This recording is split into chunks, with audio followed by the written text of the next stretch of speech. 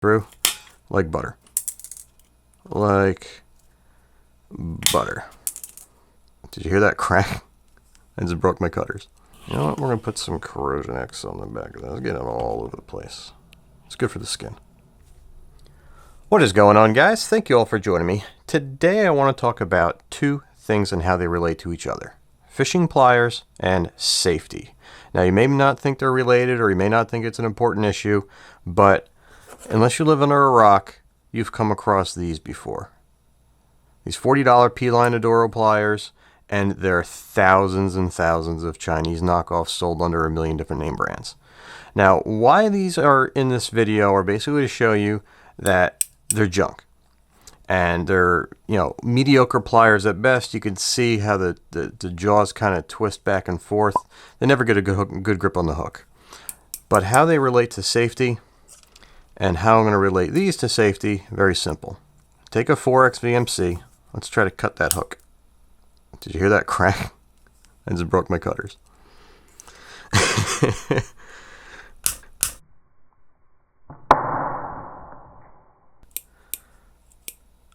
I just broke the cutter. That's great. That was quick. That didn't last long. Hopefully I'm recording. I don't have any more of these still lying around. So yeah, these are no bueno. Oh wow, look at that. Yeah, there's the back side of the cutter. There it is. That's what that crack was. All right.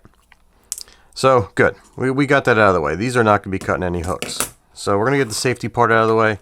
These are the Sargent Sportsmate pliers. In my opinion, the best pliers going for all-around saltwater plier.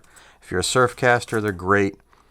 And if you do end up with a hook in your hand, it's got to be careful that it doesn't fly out and hit me in the face when it does cut through.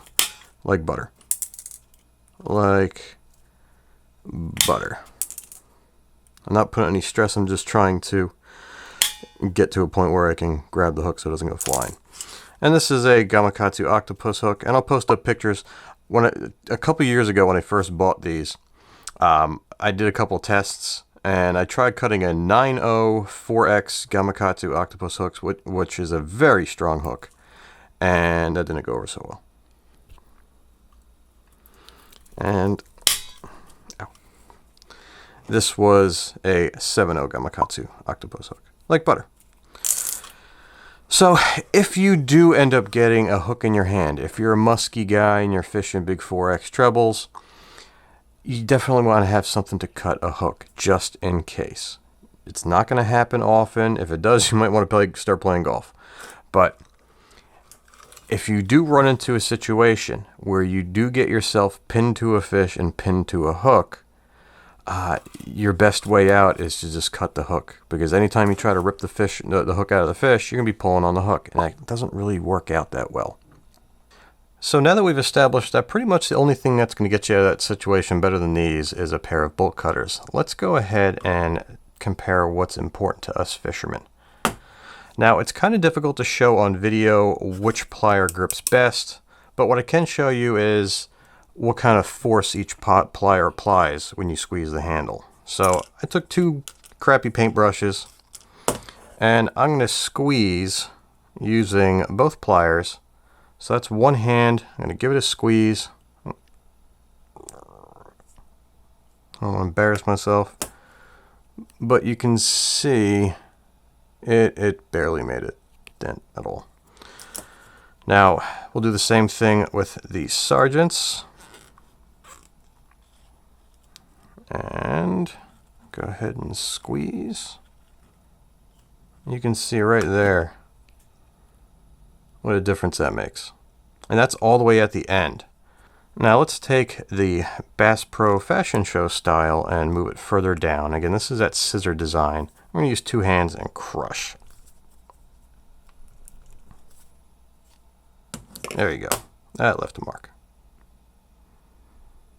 Is that in focus? I'm still trying to pick up that stick shot. There we go. So that's all the way in the back. Good luck ever getting that far down in a fish's mouth to get a hook out. Now we'll go back a little bit further and use two hands on the Sargent. And focus.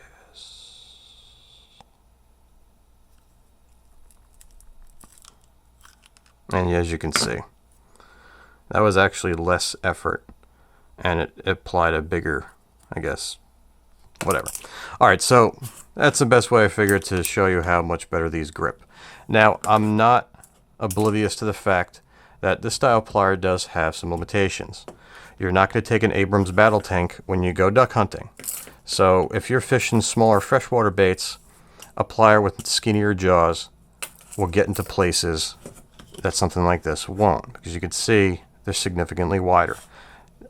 These do weigh about twice as much. They don't cost twice as much though. Right now I think you can get these for roughly between 50 and 60 bucks. This style goes anywhere from $10 on DHgate or Alibaba up to like 40 bucks. But they're all pretty much the same thing. And you'll probably have a little difficulty finding the correct size line cutters. Just something to put out there.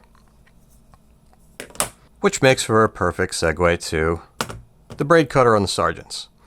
Now, the cutters on these, and pretty much any other plier that uses a secondary, like a tungsten carbide cutter, will cut braid and cut mono perfectly fine right out of the box. No issue there. However, over time, they all dull, whether it's exposure to salt water, use and abuse and wear and tear. Their effectiveness at cutting any kind of braid and not leaving those annoying little fuzzies left dwindles with time. Now, this is what the cutter looks like when it comes in the package. I ordered 2 spares, and in the box when you buy these new, they come with the spare already, and they also come with the matching screws. So this cutter here is, I'd say, a season old, and it's seen some better days. It will not cut braid clean right now. So what I'm going to do is go ahead and swap it out.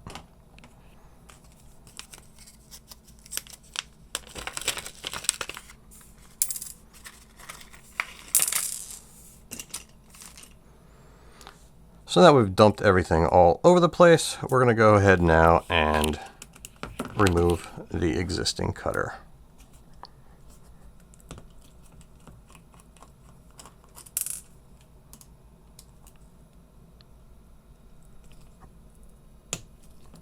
Ooh, those were in there good. Now we're going to go in here with a Q-tip. My microphone's stuck to my head, so I can't turn my head. So I'm just grabbing around random stuff. Alright, so now we're going to go ahead and take some Corrosion X, get it all over the place. And since we're on camera, we're trying to do this quickly. Alright, done. Take our cutter. You know what? We're going to put some Corrosion X on the back of that. Let's get it all over the place. It's good for the skin.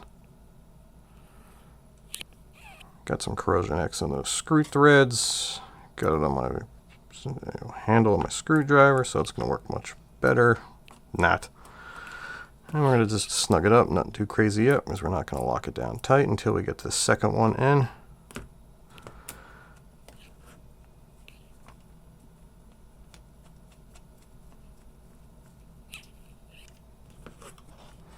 And now with it barely snug down, we're going to close it and make sure it's not out of line. We don't want to damage the cutter before we use it. So now that looks good. We're going to go ahead and snug those screws down. Done. Alright, so this is 6-pound test Fireline Ultra 8. And my handles are all greasy now. We're going to go ahead and cut that like butter.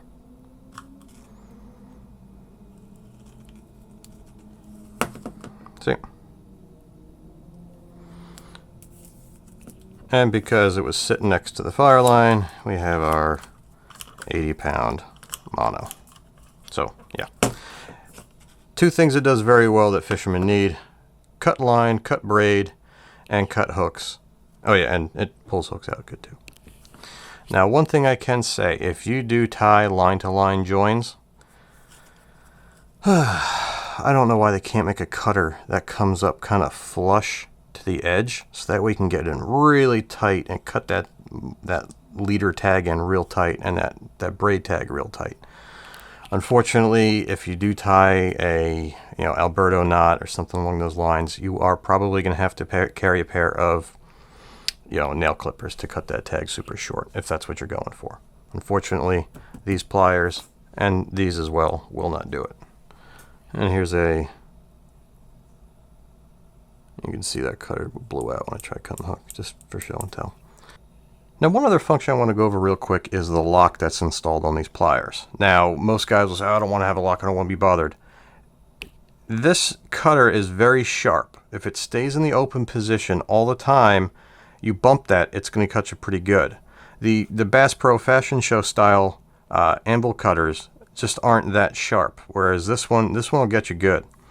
Now, if you do wear a sheath, or do put the pliers in a sheath, when you put it in the sheath, chances are it's going to lock on its own. Additionally, when it is locked, it's still functional. You can see there's still a gap. And I can still get in there and grab the hook. It almost makes it easier to pull out certain hooks while it's locked. So just throwing it out there. Don't be shied away, or don't think you have to pull that lock off, because it is actually a benefit. Now, the only drawback that I can find with these pliers is there really is no place to put a lanyard hole. So what you have to end up doing is drill out the handle and make your own. I went with something like this. Slides in the sheath perfectly, and good to go, and never drop them. Now, the last thing I want to touch on in terms of form and function comes as a slight negative, and it doesn't necessarily affect everyone. It's actually a small niche, but if you're a guy that puts on a wetsuit, swims out to a boulder, and finds that their sheath and their pliers are submerged for hours at a time, you're probably not going to want these. The springs aren't stainless steel. They do rust. You will get some surface rust that doesn't really affect performance or anything other than cosmetics, but the cutter will rust. So if you're going to be out there, you may want to invest in something that's going to be saltwater proof versus saltwater resistant. Now, in order to keep these in really good condition, what I recommend you do, 3 or 4 times a year, just take some Corrosion X, and if you're not familiar where to get this stuff, I'll leave a link down below. Take a paper towel and the Corrosion X and just give it a spray or two, and you're just essentially wiping it down, just giving it a coating. If you see any surface rust, just give it a little bit of pressure, a little bit of elbow grease, and it'll come right off usually. And again, these are a few years old, and that's all I really did. I don't think I ever remember washing these in fresh water. And you can see here that the spring will rust. How long it's going to take for this spring to actually fail, I don't know. They haven't failed yet. But I have seen these pliers sold with one spring missing. So even if one goes, I gave that to my friend Sudsy, and his has one spring, and I almost like it better because it just makes it easier to close. Whether or not it makes a difference in long-term performance, I don't know. But hey, you know what? If I can get 5 to 6 years out of these before I lose them, I'm good. So guys, I hope you found that informative. If you liked this video, please hit that like button. If you're not already a subscriber, please subscribe. I'll leave a link again down below to where you can find this stuff on Amazon, and I think they sell it on eBay, so I'll leave a link there too if you're not a Prime member. So with all that being said, I thank you all for your time. I greatly value your time. The last thing I want to do is waste any of it. I appreciate all the time you guys spend here. So I will see you soon. Until next time, tight lines.